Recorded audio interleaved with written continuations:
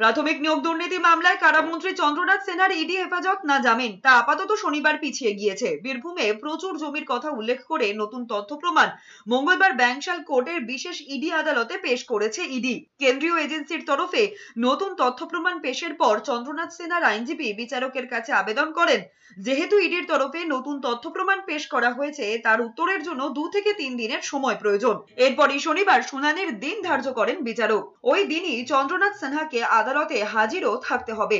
এর আগেই ইডি চার্জশিটে দাবি করেছেন মন্ত্রী চন্দ্রনাথ সিনহা প্রাথমিক নিয়োগ দুর্নীতিতে প্রায় 12,72,00,000 টাকার বেআইনি আর্থিক লেনদেনে জড়িত।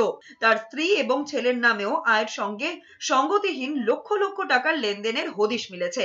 চাকরি বিক্রি করে টাকা তুলেছেন চন্দ্রনাথ সিনহা, আক্রমণ করেছেন শুভেন্দু অধিকারী। তার দাবি পুরো পরিবারের সম্পত্তি আয়ের সঙ্গে সঙ্গতিহীন। অনুব্রত মণ্ডলের মতোই জেল খাটতে হবে তাকে। চন্দ্রনাথ সিনহার বিরুদ্ধে চার্জশিটেই তো লেখা আছে। কেন চার্জশিট? প্রথম কথা হচ্ছে চাকরি বেচেছেন, দ্বিতীয় কথা হচ্ছে কালেকশন করেছেন, তৃতীয় কথা হচ্ছে নিজের এবং স্ত্রীর নামে অবৈধ সম্পত্তি করেছেন। এদের প্রত্যেকের তো আয়ের থেকে বেশি সম্পত্তি।